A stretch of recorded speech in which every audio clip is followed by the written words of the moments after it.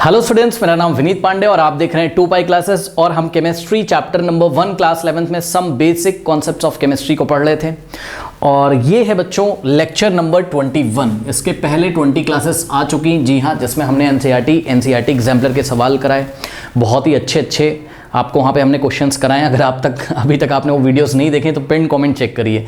Pin comment में read more पे click करिए, आपको वहाँ पर केमिस्ट्री के इस चैप्टर का लिंक मिल जाएगा। एक और इन्फॉर्मेशन, अगर आप मैथमेटिक्स के स्टूडेंट हैं तो मैथमेटिक्स का बहुत ही क्वालिटी कंटेंट इस चैनल पे आपको मिल जाएगा। कहाँ मिलेगा? पिन कमेंट चेक करिए, ठीक है ना। अच्छा, मेरा नाम विनीत पांडे और मैं अपना व्हाट्सअप नंबर आपको दे रहा हूँ। जो बच्चे नए आए हैं 7503644171, इस नंबर पे व्हाट्सअप करिए।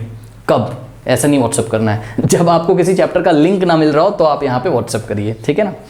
अच्छा, तो लेक्चर नंबर 21 में आज हम यहाँ क्या पढ़ने वाले हैं, तो आप अगर अपनी एनसीईआरटी की बुक उठाओगे बच्चों, ठीक है ना, तो आपका जो सेक्शन 1.8 है, जिसका वर्षों से लोगों को इंतजार था, बहुत लेट हो गया, सॉरी, ठीक है। तो 1.8 में mole concept and molar masses के बारे में पढ़ाया गया, हम भी पढ़ेंगे, ठीक है ना। अब सुनो, एक और टॉपिक इसी के साथ कवर करेंगे जो कि सेक्शन 1.10 बाद में पढ़ाया गया, लेकिन हम इसी के साथ मिक्स करके आपको पढ़ाएंगे। स्टोइकियोमेट्री एंड स्टोइकोमेट्रिक कैलकुलेशंस, ठीक है ना, इसको भी कवर करेंगे। क्यों सर? देखो, ये जो मोल कॉन्सेप्ट है, ठीक है ना, इसमें बच्चे बेवजह बहुत कंफ्यूज रहते हैं। रीज़न क्या है? आप यहाँ पर क्या करते हो, आप डिफरेंट टाइप के फॉर्मूले लर्न कर ले लगते हो। इसमें फॉर्मूला लर्न करने से कुछ नहीं होगा कि डिफरेंट बुक्स उठाई आपने फॉर्मूला लर्न कर रहे हो। यहाँ पर आपको मोल कॉन्सेप्ट का फील आना चाहिए। जब तक आपको मोल कॉन्सेप्ट का फील नहीं आएगा, ठीक है, सवाल आपसे नहीं बनेगा, ठीक। क्या इसमें कुछ सर थ्योरी वगैरह हमको पढ़नी है? नहीं, आपको इसमें थ्योरी कुछ नहीं पढ़नी है। आपको क्या करना है, इसमें मैक्सिमम क्वेश्चंस लगाने हैं। मैं आपको यहाँ 14 to 15 क्वेश्चंस लगवाऊंगा, उससे आपके सभी कॉन्सेप्ट यहाँ पे क्लियर हो जाएंगे, ठीक है ना। अच्छा, फिर से बता रहा हूँ, यहाँ पे फील करना बहुत ज़रूरी है। याद है आपको मोल कॉन्सेप्ट एक तो आपको 9th क्लास में पढ़ाया गया था, लेकिन सर वहाँ तो पढ़ा नहीं। अगर 9th में पढ़ा होता ना ठीक से, एनसीईआरटी एग्जाम्पलर लगा के आया होता तो फील आ जाता। चलो कोई बात नहीं, एग्जाम्पलर में बहुत अच्छे सवाल दिए हैं, ठीक है ना, वहाँ पे फील आ जाता है, लेकिन कोई बात नहीं।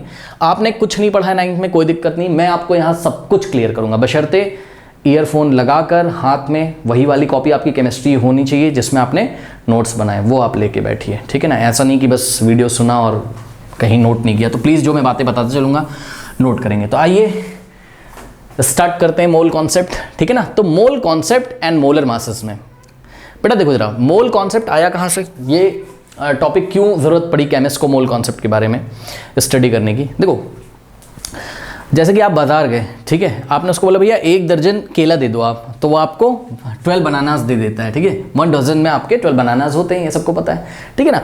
तो कहीं ना कहीं हम चीज़ों को, ऑब्जेक्ट्स को काउंट करते हैं, लेकिन वो तो मैक्रोस्कोपिक लेवल पे है ना। मैक्रोस्कोपिक मतलब बड़े बड़े ऑब्जेक्ट्स, जैसे ये ऐसे 12 मोबाइल हो गए तो 1 डजन मोबाइल आपके हो गए। लेकिन ये तो मैक्रोस्कोपिक लेवल पे तो आप काउंट कर ही सकते हो, लेकिन क्या होगा माइक्रोस्कोपिक लेवल का? क्या होगा माइक्रोस्कोपिक लेवल? माइक्रोस्कोपिक लेवल क्या होता है? माइक्रोस्कोपिक लेवल मतलब बहुत छोटे छोटे पार्टिकल्स की काउंटिंग आप कैसे करोगे? तो बहुत छोटे छोटे पार्टिकल्स की जो काउंटिंग है वो हम मोल कॉन्सेप्ट सीख कर केमिस्ट्री में किया करेंगे, ठीक है ना। मोल कॉन्सेप्ट सीख कर केमिस्ट्री में जो छोटे छोटे पार्टिकल्स होते हैं, सर कौन से होते हैं छोटे छोटे पार्टिकल्स? भाई छोटे छोटे पार्टिकल्स आपके जो आपको आंखों से नहीं दिखे, एटम्स होते हैं, ठीक है ना, मॉलिक्यूल्स होते हैं, ठीक है ना, और आयंस होते हैं, और इलेक्ट्रॉन्स होते हैं, प्रोटॉन्स होते हैं, ठीक है ना। तो इनकी अगर आपको काउंटिंग करनी हो केमिस्ट्री में तो आपको, या फिजिक्स में भी, तो आपको मोल कॉन्सेप्ट की जरूरत यहाँ पर पड़ती है। जैसे कि एग्जाम्पल के तौर पे मान लीजिए कि हमने क्या बोला आपको, हमने बोला भाई एक काम करो, कार्बन 12, कार्बन का एक आइसोटोप है कार्बन 12, सबको पता है, ठीक है ना। तो हमने बोला आपको कि कार्बन 12 आइसोटोप, कार्बन 12 आइसोटोप है हमारे पास। कहाँ पे सर? मान लीजिए इस बॉटल में हमारे पास कार्बन 12 आइसोटोप का पाउडर है, ठीक। हमने आपको दिया, ले लीजिए, कितना दिया? 12 ग्राम। सुन लीजिए ध्यान से, हमने आपको कार्बन 12 आइसोटोप हमारे पास यहाँ बॉटल में पाउडर के फॉर्म में रखा था, मान लो यार, ठीक है। यहाँ पर क्या रखा हुआ है? यहाँ पर कार्बन 12 आइसोटोप पाउडर के फॉर्म में रखा हुआ है। हमने इसमें से तुमको निकाल के दिया कितना? 12 ग्राम। कितना दिया? 12 ग्राम। 12 ग्राम का तो यार तुम्हें फील होगा ना पक्का। बाजार वगैरह जाते होगे कभी, आप इलायची वगैरह लेके आए होगे, 10 रुपये का इलायची का पैकेट आता है, कभी देखिएगा इलायची का पैकेट लेके आता है, उस पर लिखा रहता है शायद 25 ग्राम, 25 ग्राम। तो आप एहसास कर सकते हो 25 ग्राम कितना होता है, ठीक है ना। कभी कभी आप जैसे इलायची हो गया और भी कुछ, जैसे मिश्री वगैरह आप लेके आते हो तो उसके पैकेट पे लिखा रहता है कहीं ना कहीं 10 ग्राम, तो आपको महसूस है कि भाई 10 ग्राम क्या होता है, 25 ग्राम क्या होता है, वो आप थोड़ा फील कर सकते हो। तो हमने क्या किया, हमने तो आप 12 ग्राम भी फील कर सकते हो, ठीक है, बहुत छोटा सा मास होगा 12 ग्राम। तो इस बॉटल से 12 ग्राम हमने आपको निकाल के दिया, क्या, कार्बन 12 आइसोटोप, जो कि यहाँ पाउडर के फॉर्म में रखा हुआ था मान लो, ठीक है भाई, सॉलिड कार्बन कहीं मिला होगा, उसको हमने ऐसा पीस लिया अच्छे से, ठीक है ना। तो यहाँ पे हमने आपको ये 12 ग्राम पाउडर दे दिया, ये देखिए। अब मेरा सवाल सुनो, ये जो 12 ग्राम पाउडर है पिसा हुआ, ठीक है ना, मान लो यार, ठीक है ना, सुनो, इसमें क्या अवेलेबल है? अगर मैं तुमसे पूछूं कि भाई इस पाउडर में क्या अवेलेबल है, तुम मेरे से यही तो बोलोगे सर कार्बन 12 के एटम्स हैं। क्या है इसमें? कार्बन 12 के क्या हैं? एटम्स हैं, atoms of carbon 12। Yes sir. कितने हैं अगर मैं तुमसे पूछूं तो आप बोलोगे सर बहुत सारे हैं, एटम तो बहुत छोटे होते हैं सर, कैसे बताएं, ठीक है ना। तो मैं तुमको बता दे रहा हूं, सुन लो, कार्बन 12 का अगर हमने आइसोटोप लिया है और इसका अगर हमने 12 ग्राम सैंपल लिया है, तो इस 12 ग्राम पाउडर में अगर हम एटम काउंट करने लगे, 1 निकाला, 2 निकाला, 3 निकाला, निकाल के मान लो यार, मान लो कि तुम सुपरमैन हो, ठीक है, एक एक एटम पकड़ सकते हो, मान लो तुम एक एक एटम दिख रहे हैं, तो तुम यहाँ से एक एक एटम निकाल रहे हो। लो, मुझे पता है एक एटम नहीं हम वहाँ से, क्योंकि अगर हम ऐसा लेंगे हाथ में तो एक एटम थोड़ी ना पकड़ पाओगे, वो तो ग्रुप ऑफ एटम तुम्हारे हाथ में आ जाएंगे, लेकिन मान लो यार तुम सुपरमैन हो, एक एक एटम अलग करते गए, ये मास इधर ट्रांसफर होता रहेगा, धीरे धीरे ये इधर खत्म होता रहेगा, यहाँ बहुत सारे एटम्स कलेक्ट हो गए, ठीक है ना। Law of conservation of mass, अगर ये 12 ग्राम था और यहाँ से उठा के एक एटम में यहाँ में रखता गया तो ये भी 12 ग्राम हो जाएगा। लेकिन जब मैं एक एक एटम उठा के रख रहा था तो मैंने क्या किया, मैंने काउंटिंग स्टार्ट करी, और जब मैंने काउंटिंग स्टार्ट करी, जब यहाँ पे सभी एटम्स खत्म हो गए तो मैंने काउंट कर लिया होगा, तो जब मैंने काउंट कर लिया तो ये मुझे पता है यहाँ कितने एटम्स मिले, यहाँ मुझे बच्चों मिले 6.022 into 10⁻23 एटम्स मिल गए। अरे वाह, यानी कि एक इंफॉर्मेशन मिल गई। क्या सर? ये कि हमने जब आपको मास दिया था कार्बन 12 एटम का, कितना मास दिया था, 12 ग्राम मास दिया था, ऐसे हमने आपके हाथ में पाउडर फॉर्म में। तो कार्बन 12 का जो आइसोटोप होता है उसके 12 ग्राम में कार्बन के कितने एटम होते हैं?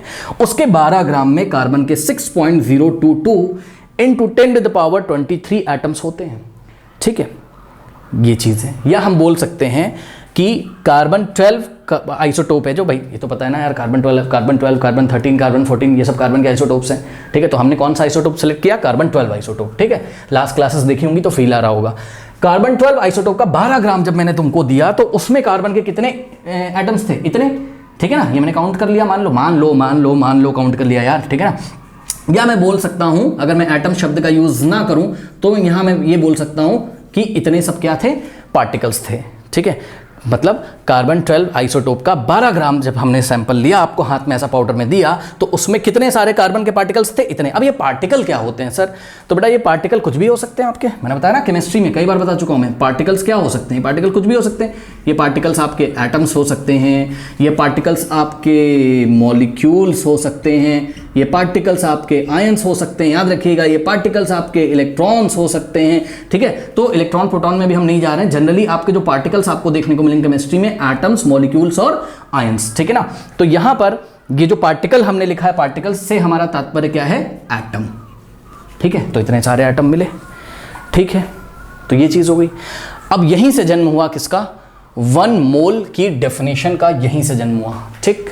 आपको पता है मोल क्या है? 7 फंडामेंटल यूनिट्स में से। एक चीज और याद रखिएगा, अगर तो आप मोल ऐसा पूरा लिख रहे हैं तो आप बता रहे हो कि हाँ भाई हम 1 मोल की बात कर रहे हैं, लेकिन जब मोल को एज अ यूनिट लिखना है, कहीं बहुत ध्यान सुनिए, मोल को एज अ यूनिट लिखना है, मान लो हम कहीं 2, जैसे भाई 2 मीटर लिखते हो ना तो m लिख देते हो, तो अगर तुम्हें कहीं 2 मोल लिखना है तो MOL लिखना, बस ई नहीं लगाएंगे वहां पर। एक चीज याद रखिएगा। बहरहाल वापस लौट के आते हैं, तो सुनो मेरी बात। What is 1 mole? 1 mole is the amount of a substance, ध्यान से सुनिएगा जरा, 1 mole is the amount of a substance that contains as many as particles or entities as there are atoms in exactly 12 gram of the carbon 12 isotopes। फिर से पढ़िए, कहता है 1 mole is the amount of the substance, हम आपको 1 mole की definition भी पहले ही पढ़ा चुके हैं, ठीक है। फिर भी 1 mole is the amount of a substance, 1 mole वो अमाउंट है किसी सब्सटेंस का that contains as many particles or entities as there are atoms in exactly 12 gram of the carbon 12 isotope. मतलब कि कार्बन 12 का आइसोटोप ले लिया सैंपल, उसमें से कितना निकालना है कार्बन तुमको, 12 ग्राम कार्बन निकाल लो और उस 12 ग्राम कार्बन में जाके क्या चेक करो, उस 12 ग्राम कार्बन में जाके नंबर ऑफ एटम्स को चेक करो। जितने नंबर ऑफ एटम्स तुमको मिलेंगे उसी को हम क्या बोलेंगे, 1 मोल। तो यही तो मैंने किया है, चेक कर लीजिए, यही तो मैंने किया है। कार्बन 12 का सैंपल लिया, उसमें से मैंने 12 ग्राम निकाला, कार्बन 12 आइसोटोप का सैंपल लिया बॉटल में, उसमें से 12 ग्राम निकाला और उस 12 ग्राम में जब मैंने कार्बन के एटम्स की संख्या काउंट करी तो मुझे कितने एटम्स मिले, 6.022 इंटू 10⁻23 और यही डिफाइन किया गया 1 मोल को। 1 मोल यही, 1 mole is what, is the amount of substance. ये इतना अमाउंट ऑफ सब्सटेंस होता, कितना, जितना कि कार्बन 12 के आइसोटोप के 12 ग्राम सैंपल में कार्बन एटम्स की संख्या होती। आई थिंक अब आपको फील हो गया होगा, ठीक है ना। तो यहां से एक कॉन्सेप्ट निकल के आता है आपका क्या आज के बाद कि 1 मोल, ठीक है ना, 1 मोल में कितने पार्टिकल्स होंगे या कितनी एंटिटीज होंगी। पार्टिकल से हमारा तात्पर्य एटम, मॉलिक्यूल्स, आयंस, कुछ भी हो सकता है, ठीक है ना। तो 1 मोल में आपके 6.022 इंटू 10⁻23 पार्टिकल्स हुआ करेंगे। ये सभी बच्चे नोट लगाएंगे। और जैसा कि पहली क्लासेस में भी हम आपको बता चुके हैं कि ये जो आपका नंबर है ना, जो बहुत प्यारा सा नंबर निकल के आया है, ठीक है ना, 6.022 इंटू 10⁻23, इस नंबर को हम एवोगैड्रो नंबर बोलते हैं और इसको हम Na से दिखाते हैं, ठीक है ना। तो इतना बड़ा नंबर बार बार ना लिखें, इसलिए इसको एक सिंबल दे दिया हमने Na, यानी कि इतना बड़ा नंबर अगर हमें नहीं लिखना है तो हम 6.022 इंटू 10⁻23 की जगह Na लिखा करेंगे कैलकुलेशन करते टाइम, ठीक है। तो 6.022 इंटू 10⁻23 यही आपका एवोगैड्रो नंबर होता है, correct. A for Avogadro, N for number. Avogadro number की वैल्यू क्या होती है, 6.022 इंटू 10⁻23 क्या, पार्टिकल्स, ठीक है ना। चलो अब ध्यान से समझो, देखो अब कह रहा सर कैसे पता चला, एक्चुअल में कैसे पता चला कि कार्बन 12 का जो आइसोटोप है उसका जब हमने 12 ग्राम सैंपल लिया तो उसमें इतने ही एटम होते, कैसे पता चला सर, ठीक है ना। अब एक बात और बता दूं, आपको फील करा देता हूं, क्या पता है, बोल रहे कि सर यही डेफिनेशन क्यों दी गई। सुनो भाई एक बात बताएं, ये इंसान होते हैं, ठीक है ना। इंसानों ने आपस में मीटिंग करी और कहा भाई चलो एक काम करते हैं कि हम जो है अपना आइडियल किसको मानते हैं, कार्बन 12 को हम आइडियल मान लेते हैं, कार्बन 12 के आइसोटोप को, और उसके 12 ग्राम को ले लेते हैं। उसके 12 ग्राम में जितने पार्टिकल्स होंगे आज से हम उसको 1 मोल बोला करेंगे। क्या दिक्कत है बताइए, मान लिया गया, अब वही मान के कैलकुलेशन आगे करी जाएगी, क्या समस्या है बताइए, कोई समस्या नहीं है, ठीक है ना। चलिए अब सुनिए ध्यान से, देखिए सुनिए, देखिए मास स्पेक्ट्रोमीटर, ठीक है, मास स्पेक्ट्रोमीटर ये मशीन होती है हमारे पास एक्चुअल में, ठीक है। तो जो मास स्पेक्ट्रोमीटर है उसकी हेल्प से हमने क्या किया, कार्बन 12 के एक एटम का हमने मास निकाला हुआ है। आपको लर्न कुछ नहीं करना है, आपको सिर्फ इतना पता होना चाहिए कि 1 मोल में भाई इतने पार्टिकल्स होते हैं, ये आपको याद रखना है। मैं आपको कैलकुलेट करके कुछ दिखाने जा रहा हूं, उसको आप देख लो तो फील आ जाएगा। क्या, मास स्पेक्ट्रोमीटर से हमने क्या देखा कि mass of a carbon 12 atom, मतलब कार्बन 12 के आइसोटोप के एक एटम का मास कितना है, 1.992648 इंटू 10⁻23 ग्राम। मतलब यहां से जब आप एक एटम ऐसा निकाल रहे थे ना, ये एक एटम, तो एक एटम का मास कितना है, एक एटम जो आपको आंखों से दिखाई भी नहीं पड़ेगा, ठीक है। तो कार्बन 12 के आइसोटोप के एक एटम का जो मास है वो इतना होता है। कैसे पता चला सर, ये मशीन है ना, लो ये टेक्निक है हमारे पास, मास स्पेक्ट्रोमीटर से पता चला। आप भी हायर एजुकेशन में जाओगे, आपको भी कार्बन 12 के एक एटम का मास निकालने का मौका मिलेगा मास स्पेक्ट्रोमीटर से, तो आप देखोगे इतना आएगा, ठीक है।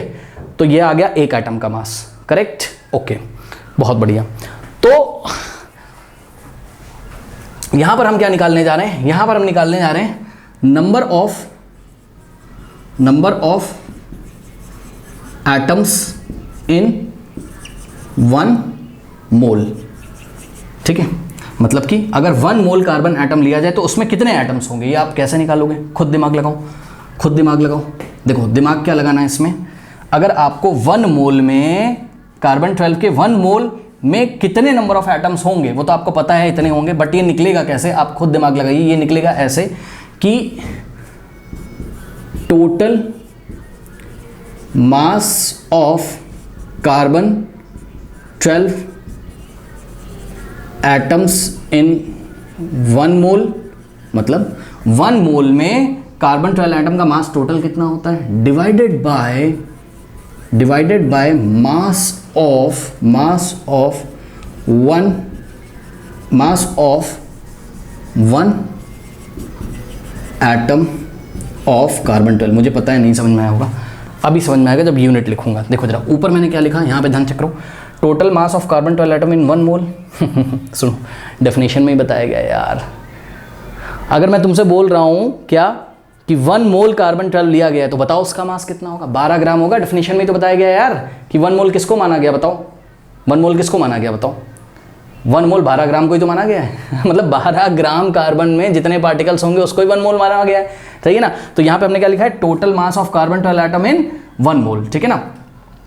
अब बताइए यहाँ पर total mass of carbon 12 atom in 1 mole, in 1 mole of carbon 12, in 1 mole of carbon 12 लिखना चाहिए मुझे। तो कार्बन 12 का जो 1 मोल है उसमें बताइए कार्बन का मास कितना होता है, 12 ग्राम होता है कि नहीं होता है, बताइए 12 ग्राम होता है कि नहीं होता। तो हम यहाँ क्या लिखेंगे बताइए, हम यहाँ लिखेंगे, अभी यूनिट से तुम्हें सब समझ में आएगा, ज़्यादा दिल पे मत लो, ठीक है। 12 ग्राम पर मोल, 12 ग्राम क्या लिखा है, 12 ग्राम पर मोल कार्बन 12, 12 ग्राम पर मोल कार्बन 12, ठीक है ना। 12 ग्राम पर मोल कार्बन 12, मतलब पर का मतलब 1, मतलब 1 मोल कार्बन 12 का जो मास है वो कितना है, 12 ग्राम है।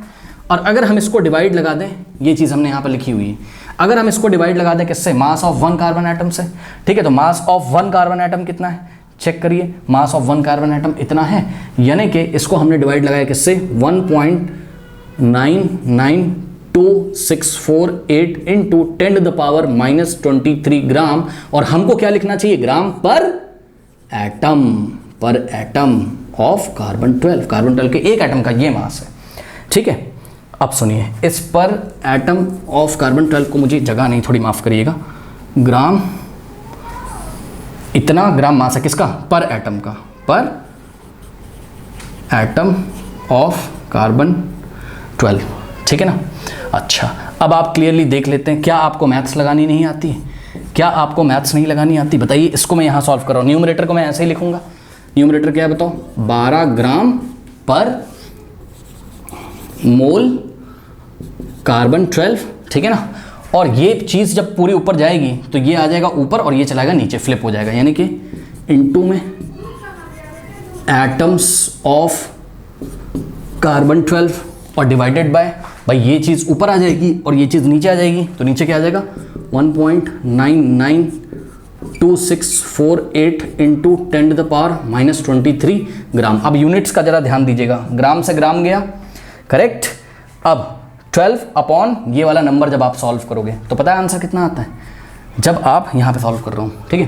12 डिवाइडेड बाय 1.992648 इंटू 10⁻⁻23, ये जब आप सॉल्व करोगे तो आपको मिलेगा लगभग 6.022137 इंटू 10⁻20, 6.022 इंटू 10⁻23 होता है, यस। तो यही होगा, ये 23 क्या। अब यूनिट देखिए बेटा, यूनिट क्या होगा, ऊपर क्या आ रहा है, एटम्स ऑफ कार्बन 12, तो हम भी लिख देते हैं यहाँ पर एटम्स ऑफ कार्बन 12 और नीचे क्या बचा, पर मोल कार्बन 12। तो इस तरीके से आप बता सकते हो कि इतने सारे एटम आते हैं कार्बन 12 के, किस में, 1 मोल ऑफ कार्बन 12 एटम में, यानी कि 1 मोल ऑफ कार्बन 12 एटम में कितने सारे एटम होते हैं, तो जवाब है 1 मोल ऑफ कार्बन 12 में इतने सारे एटम होते हैं।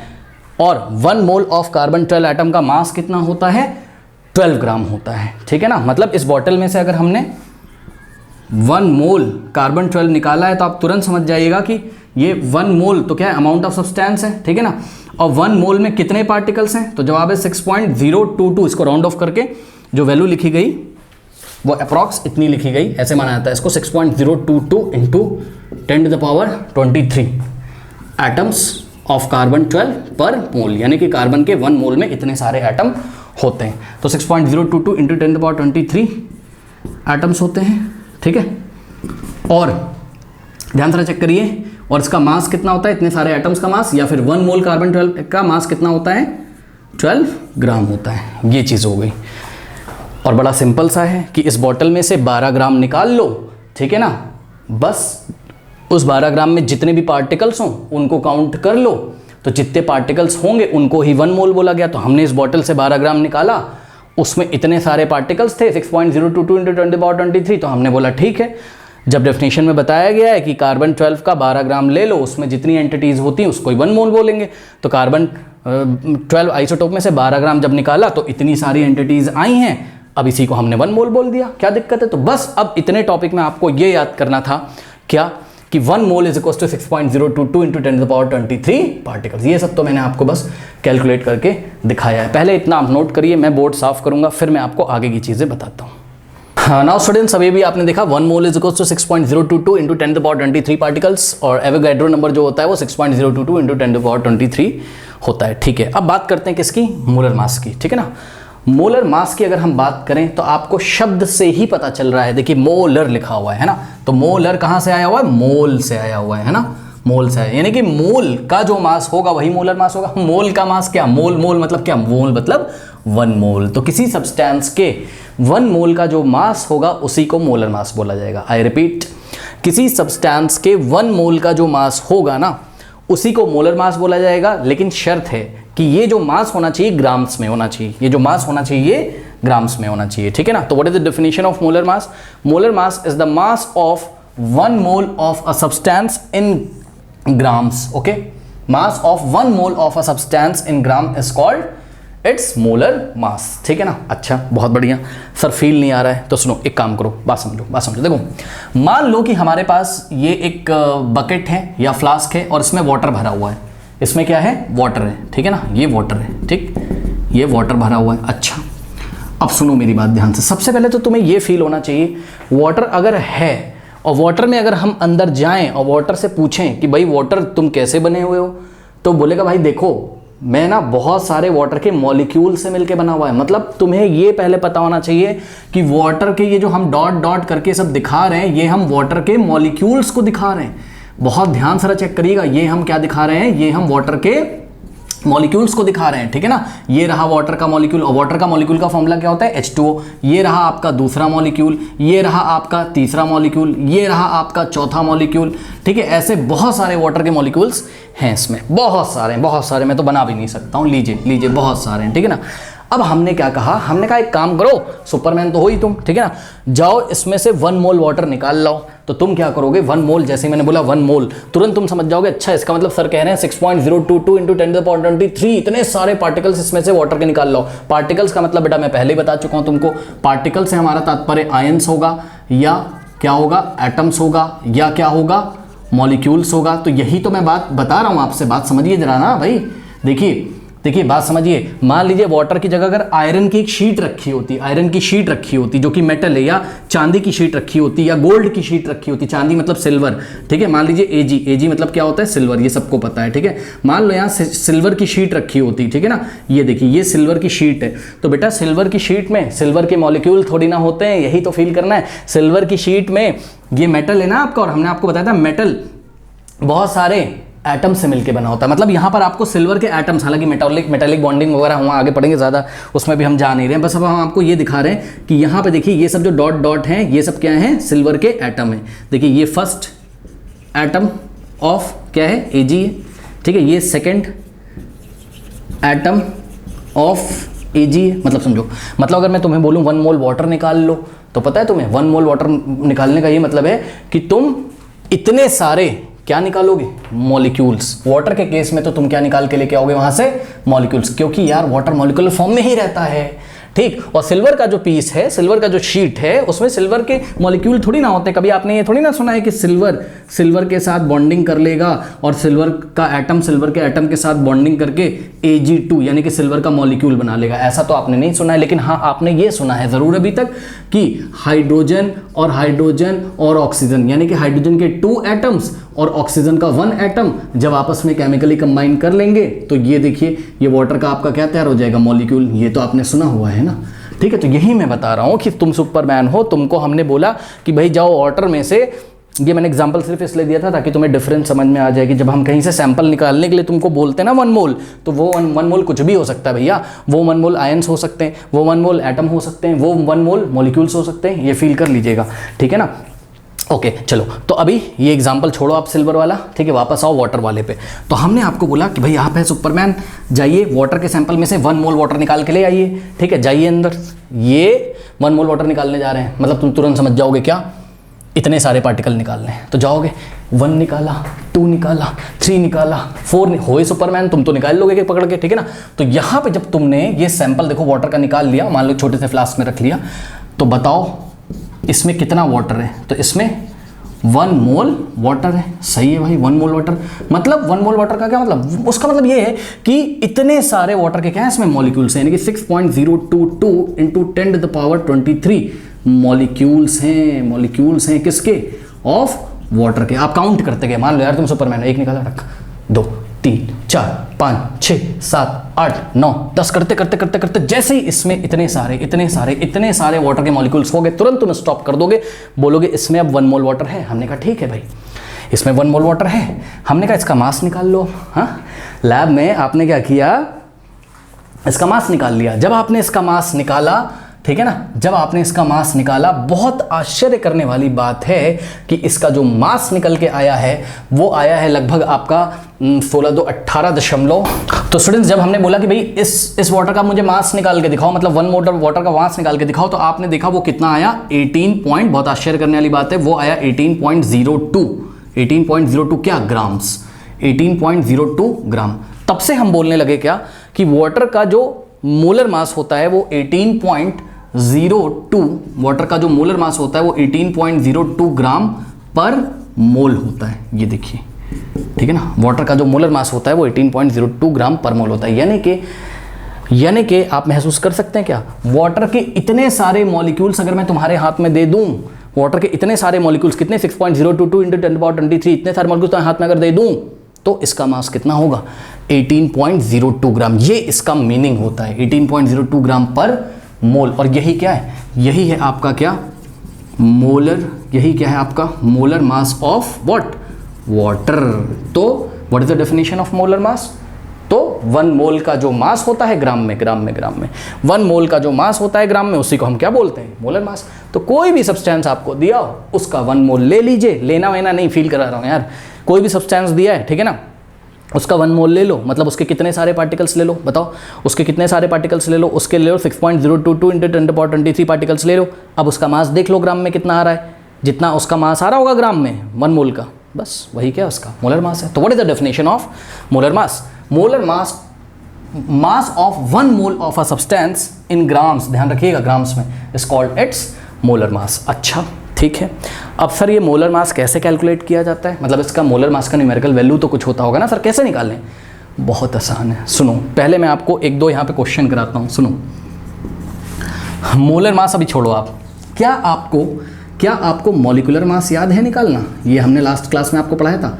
मॉलिक्यूलर मास तो यार निकालना आता होगा। छोटा सा एक एग्जांपल लेते हैं, जैसे कि मान लीजिए हमने आपको क्या लिखा, H2O लिख दिया यहाँ पर। H2O क्या है, वाटर का एक मॉलिक्यूल है। सुन लो भैया, वाटर का एक मॉलिक्यूल है ये क्या लिखा हुआ है, ये लिखा है मॉलिक्यूल ऑफ, सॉरी हमें लिखना चाहिए था 1 molecule of water, 1 molecule of water है, ठीक है ना।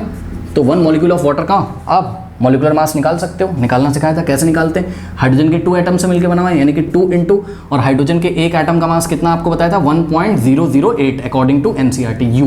यू क्या होता था, यूनिफाइड मास, भूल चुके हो तो याद कर लो भाई, 2 इंटू 1.008 प्लस ऑक्सीजन का 1 एटम है 1 इंटू, और ऑक्सीजन का हमने आपको एटॉमिक मास कितना बताया था, 16.00 यूनिफाइड मास U, तो 16.00 U, करेक्ट। सॉल्व करिए इसको, कितना आ जाएगा, 2 8 जा 16, कैरी 1, 2 0 0 प्लस 1 1, 2 0 0 2 1 2, ठीक है ना, प्लस 1 इंटू 16.00 16.00, ये भी U में, ये भी U में, तो पूरे का यूनिट क्या आ जाएगा, यूनिफाइड मास, यानी कि U। अब जोड़ दीजिए इसको, 16 2 18, तो 18.016, सही कर रहा हूँ ना, हाँ 18.016 यूनिफाइड मास। अब इसको राउंड ऑफ करो और 2 प्लेस तक ले आओ, तो 18 पॉइंट, अब देखो लास्ट में क्या है 6 है, जो कि क्या है, जो कि क्या है, जो कि क्या है 5 से बड़ा है, तो आगे एक ऐड कर दो, यानी कि 18.02 क्या U। ये देखिए ये आ गया क्या आपका, ये आया आपका क्या मॉलिक्यूलर मास, सॉरी हाँ ये आया आपका मॉलिक्यूलर मास। लेकिन हमें तो क्या कैलकुलेट करना है, हमें तो क्या कैलकुलेट करना है, हमें कैलकुलेट करना है भैया मोलर मास।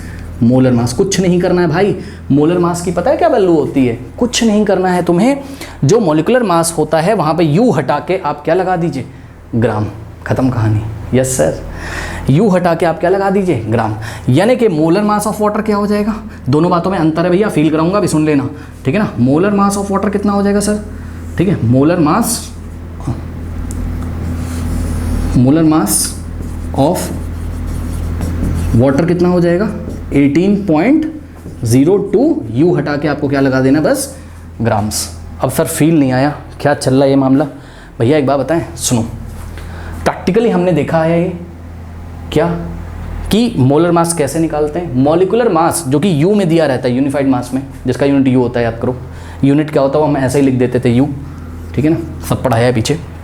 तो मॉलिक्यूलर मास जो होता है उसमें यू हटा के बस आप ग्राम लगा दो, मतलब मोलर मास का जो न्यूमेरिकल वैल्यू होगा वो मॉलिक्यूलर मास के इक्वल होगा या एटॉमिक मास के इक्वल होगा या फॉर्मूला मास के इक्वल होगा। अभी तीनों चीज़ें क्लियर करते हैं, परेशान मत हो, ठीक है ना। चलो बहुत बढ़िया। अब सर फील नहीं आया, समझ में नहीं आ रहा है, सुनो भैया एक बात बताएं, इसका मीनिंग अलग है, इसका मीनिंग अलग है, ठीक है।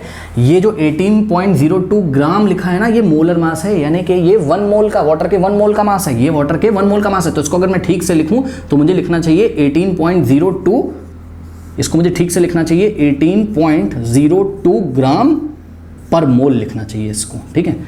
तो इसमें और इसमें क्या अंतर है, डायग्राम बना लो, पता चल जाएगा। सुनो, यहाँ पे एक फ्लास्क बना रहा हूँ, ये देखो एक फ्लास्क बना रहा हूँ, ठीक है ना, एक फ्लास्क बना रहा हूँ यहाँ पे। यहाँ पर पता है वाटर के कितने मॉलिक्यूल हैं, पता है कितने हैं, कितने हैं 1 मोल मॉलिक्यूल है यार, यानी कि इस फ्लास्क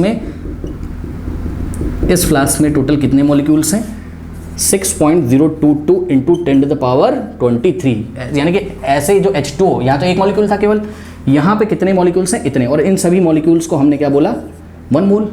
तो वाटर के इतने सारे मॉलिक्यूल्स हैं 6.022 इंटू 10⁻23 मॉलिक्यूल्स, इनका जो मास है ना ये आ रहा है 18.02 ग्राम, ये मीनिंग है इसका। अब सुनो इसका क्या मीनिंग है, इसका मीनिंग ये है भैया कि ये फ्लास्क है और इस फ्लास्क में केवल वाटर का एक ही मॉलिक्यूल है और इस मॉलिक्यूल का जो मास है वो 18.02 यूनिफाइड मास है। ये क्या बता रहे हैं सर? भैया सुनो, यूनिफाइड मास का क्या मतलब बताया था, इसका मीनिंग भूल चुके हो क्या? इसका मतलब कि ये जो वाटर का एक मॉलिक्यूल है, सिंगल मॉलिक्यूल, ये कार्बन 12 के एक एटम के 1/12 पार्ट से 18.0 टाइम्स क्या है, हैवी है। दोनों बातों में अंतर पता चला। अगर U लिखा होगा तो ये केवल ये बताता है कि कार्बन 12 के एक एटम के 1/12 पार्ट से कितना टाइम्स हैवी है, कौन? वाटर का एक मॉलिक्यूल। तो कार्बन 12 के एक एटम के 1/12 पार्ट से ये पीछे पढ़ा चुका हूँ, इतना टाइम्स हैवी है वाटर का एक मॉलिक्यूल। ये इन्फॉर्मेशन दे रहा है अगर U लिखा हुआ है। लेकिन अगर U को हटा के हमने ग्राम लगा दिया, ठीक है, तो वो उसका मोलर मास बन जाता है, ठीक है, और उसका मीनिंग ये होता है ग्राम पर मोल, यानी कि हम 1 मोल पार्टिकल्स, 1 मोल मॉलिक्यूल्स की बात कर रहे हैं। तो यहाँ 1 मोल मॉलिक्यूल्स हैं और वहाँ एक ही मॉलिक्यूल है जिसको कार्बन 12 के एक एटम के 1/12 पार्ट से कंपेयर किया गया है, और यहाँ पर इतने सारे मॉलिक्यूल्स का मास इतना है, ठीक है। तो ये अंतर यहाँ पर होता है। देखिए यही रीज़न है, आपकी एनसीईआरटी में लिखता है कि मोलर मास को कैसे कैलकुलेट करें, तो जवाब है molar mass in grams is numerically. देखिए मोलर मास को हमने यहाँ ग्राम में लिखा, ग्राम पर मोल में क्यों लिख देता हूँ, क्योंकि मैं बताना चाहता हूँ 1 मोल का मास ग्राम में दिखाया हमने, ठीक है ना, तो ग्राम पर मोल इसलिए मैं लिख देता हूँ। तो molar mass in gram is numerically equals to what, is numerically equal to किसके किसके इक्वल हो सकता है numerically? Atomic mass in u लिया हो, या फिर मॉलिक्यूलर मास इन यू लिया हो, या फिर आपने फॉर्मूला मास इन यू लिया हो। इसमें हमने आपको इसका एग्जाम्पल तो दे दिया, किसकी हेल्प से? वाटर की हेल्प से। वाटर का हमने एक मॉलिक्यूल लिया, उसका हमने मास निकाल लिया, है ना, जिसको हम कार्बन 12 के एक एटम के 1/12 पार्ट से कंपेयर करते हैं, तो उसका यूनिट क्या लिखते हैं? यू। यूनिफाइड मास में हमने वाटर के एक मॉलिक्यूल का मास निकाल लिया, निकालने के बाद आपको यू हटा के बस ग्राम लगा देना, मॉलिक्यूल मास आ जाएगा। अब सुनो सर, इसका भी एग्जाम्पल दे दीजिए और इसका भी एग्जाम्पल दे दीजिए। सुनो आओ देते हैं आपको एग्जाम्पल। देखो मान लो थोड़ी देर सुनो,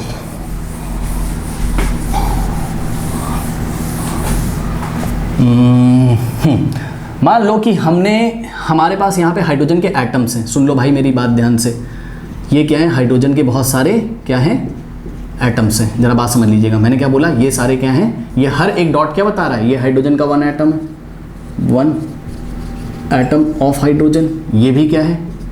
1 हाइड्रोजन का एटम। ये भी क्या है? 1 हाइड्रोजन का एटम। ये भी क्या है? 1 हाइड्रोजन का एटम। तुमको इतना तो पता होगा ना कि हाइड्रोजन का मॉलिक्यूल को हम H2 से लिखते हैं। अगर हम मॉलिक्यूल ऑफ हाइड्रोजन लिखें तो ये H2 से लिखा जाएगा, लेकिन अगर हम एटम ऑफ हाइड्रोजन लिखें तो ये कैपिटल H से लिखा जाएगा, पता है ना। और आपको पता है हाइड्रोजन के 2 एटम मिलके हाइड्रोजन का एक मॉलिक्यूल बनाते हैं।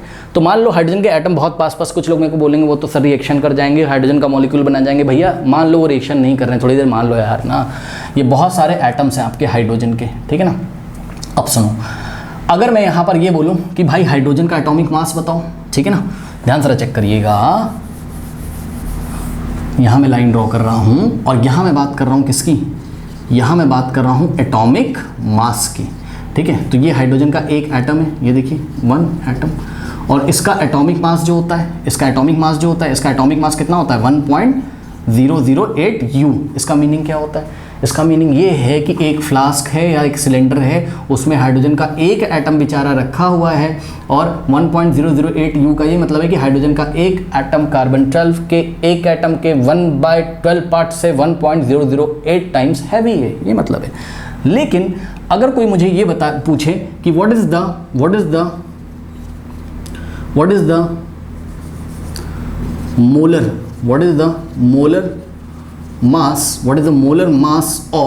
Molar mass of hydrogen. अब देखो हाइड्रोजन के बाद मॉलिक्यूल भी लिखा हो सकता है एग्जाम में और एटम भी, अभी हम एटम की बात कर रहे हैं, ठीक है ना। तो molar mass of hydrogen atom जैसे ही पूछ ले वो तुरंत समझ जाना कि इस सैंपल में से कितने सारे एटम निकाले गए, इस सैंपल में से कितने सारे एटम निकाले गए, 6.022 इंटू 10⁻23, यानी कि इस सैंपल में से 1 मोल हाइड्रोजन के एटम निकाले गए हैं और उसका मास ग्राम में पूछा जा रहा है। तो करना कुछ नहीं भैया, यू हटा के तुम्हें क्या लगा देना, ग्राम, यानी कि एक सिलेंडर है, अब इसमें 1 मोल हाइड्रोजन क्या एटम्स हैं, मॉलिक्यूल्स नहीं है, एटम्स हैं, ठीक है ना, एटम्स हैं, यानी कि इसमें 6.022 इंटू 10⁻23 एटम्स हैं, किसके, हाइड्रोजन के, और इसका जो मास है वो कितना हो जाएगा 1.008 ग्राम पर मोल, ये मतलब होता है, ठीक है ना। ओके, तो आई थिंक आपको समझ में आएगा। एक और एग्जांपल देता हूँ, मान लो कि एक सिलेंडर रखा हुआ है और इसमें हाइड्रोजन, जैसे यहाँ हाइड्रोजन के एटम्स थे ना बहुत सारे, वैसे मान लो इस सिलेंडर में हाइड्रोजन के क्या है, मॉलिक्यूल्स हैं। इस बार लो, ये हाइड्रोजन के क्या है, मॉलिक्यूल्स हैं, ठीक। तो यहाँ पर 2 तरीके से बात करी जा सकती है, क्या, देखिए ज़रा, एक बार तो वो आपको बोलेगा क्या, हाइड्रोजन का मॉलिक्यूलर मास बताओ, यानी कि हाइड्रोजन के मॉलिक्यूलर मास बताने का मतलब है उसके 1 मॉलिक्यूल का मास बताओ। तो ये रहा हाइड्रोजन का 1 मॉलिक्यूल, ये हाइड्रोजन का क्या है 1 मॉलिक्यूल है, इसका मास सब लोग बता लेंगे कैसे, 2 इंटू हाइड्रोजन का कितना होता है 1.008 U। तो आंसर कितना आएगा, 2 16 1 2.016 U, ठीक है ना। तो हाइड्रोजन का जो एक मॉलिक्यूल है, और फोकस करिएगा, हाइड्रोजन का एक मॉलिक्यूल हाइड्रोजन के 2 एटम से मिलकर बना हुआ, ये भी ध्यान रखिएगा, ठीक है। यही तो रीज़न है भाई, हाइड्रोजन के एक एटम का मास देखो इतना आ रहा था, तो हाइड्रोजन के एक मॉलिक्यूल का मास क्या रहा है, इसी का जस्ट 2 टाइम्स, क्योंकि हाइड्रोजन का एक मॉलिक्यूल हाइड्रोजन के 2 एटम से मिलकर बना हुआ है, ठीक है। तो ये तो हो गया मॉलिक्यूलर मास, किसका, molecular mass of what, hydrogen molecule, ठीक है। लेकिन अगर हम आपसे क्या पूछें, हम आपसे यहाँ पे पूछें क्या, मोलर मास, ठीक है ना, किसका मोलर मास, अगर हम आपसे मोलर मास पूछें किसका, molar mass of hydrogen atom नहीं पूछ रहा हूँ, molar mass of what, hydrogen molecules पूछ रहा हूँ, ठीक है ना। तो ये कितना हो जाएगा, करना कुछ नहीं भाई, करना है आपको बस 2.016 U हटा के आपको ग्राम पर मोल लगा देना है, यानी कि इस सैंपल में से आपने यहाँ फ्लास्क में कितने सारे मॉलिक्यूल्स लिए हाइड्रोजन के, 1 मोल, यानी कि 6.022 इंटू 10⁻23 मॉलिक्यूल्स लिए हैं, और जब इसका मास निकाला तो ये 2.016 ग्राम आ रहा है। बात समझ आई, आई थिंक आपको क्लियर हो गया होगा, ठीक है ना। ओके, चलो अब बात आती क्या, कह रहा है कि फॉर्मूला मास जो कि U में लिखा हो, यानी कि यूनिफाइड मास में लिखा हो, बस उसमें ग्राम लगा दो आप, तो आपको क्या मिल जाएगा, मोलर मास मिल जाएगा। अब आपको याद होगा फॉर्मूला मास हम लोग कब कैलकुलेट करते थे, जब हमें कोई क्रिस्टल मिलता था, याद है, जब हमें कोई क्रिस्टल मिलता था, जब हमें कोई आयनिक कंपाउंड मिलता था जिसमें हम एक मॉलिक्यूल को डिफाइन नहीं कर पाते थे, जैसे कि सोडियम क्लोराइड, ठीक है ना। तो आइए ज़रा यहाँ पे कर देते हैं ये सारी चीज़ें, तो आप लोगों ने नोट कर ली होंगी। देखिए, मान लीजिए कि आपके पास ये सैंपल है, ठीक है ना, ये सैंपल है किसका, NaCl का, ठीक है, और हमने बोला कि भाई ये NaCl का सैंपल है, ये 1 मोल है, ये क्या है 1 मोल है, यानी कि इसमें NaCl फॉर्मूला यूनिट, भाई याद है ना, हम NaCl को मॉलिक्यूल नहीं बोलते थे, NaCl को हम फॉर्मूला यूनिट बोलते थे। अगर पीछे वाला टॉपिक नहीं पढ़े हो फॉर्मूला मास वाला तो पहले उसको पढ़ के आओ, ठीक है। तो 1 मोल NaCl, ध्यान से चेक करिएगा, 1 मोल NaCl का मतलब कि 1 मोल NaCl में 6.022 इंटू 10⁻23 क्या होंगे, मॉलिक्यूल्स नहीं भैया, फॉर्मूला यूनिट्स होंगे, किसके, ऑफ NaCl, ठीक है। तो ये चीज़ है। अब यहाँ पे हमसे दो बातें पूछी गई, क्या, अब जैसे कि यहाँ पे मॉलिक्यूलर मास शब्द का यूज़ किया था, मॉलिक्यूलर मास शब्द का यूज़ आयनिक कंपाउंड में नहीं किया जाता है, यहाँ पर यूज़ किया जाता है कौन से शब्द का, formula mass.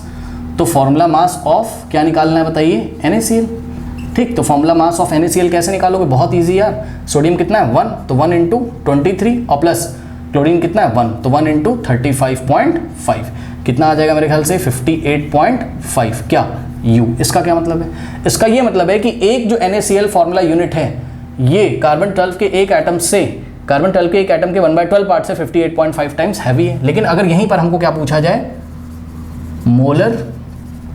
Molar mass of NaCl अगर पूछ लिया जाए, मोलर मास ऑफ NaCl अगर पूछ लिया जाए, सोडियम क्लोराइड का मोलर मास, करना कुछ नहीं है, आपको ये सोचना है कि हमें इतने सारे NaCl फॉर्मूला यूनिट्स का मास पूछा जा रहा है, इतने सारे, ठीक है ना। तो बस कुछ नहीं करना है, यहाँ हमको लगा देना 58.5 ग्राम पर मोल, बस ग्राम कर देना है यहाँ, ठीक है, जिसका मीनिंग है इतने सारे फॉर्मूला यूनिट्स ऑफ NaCl का मास 58.5 ग्राम होता है, करेक्ट। ये चीज़ हो गई। अब आप इन सारे कैलकुलेशन में या इन सारी रीडिंग्स में आप एक चीज़ गौर कर रहे हो क्या, एक चीज़ गौर कर रहे हो, सुनो एक चीज़ गौर करिएगा ज़रा, देखिए यहाँ पर क्या है, यहाँ पर 1 मोल हाइड्रोजन मॉलिक्यूल्स हैं जिनका मास 2.016 है, ठीक।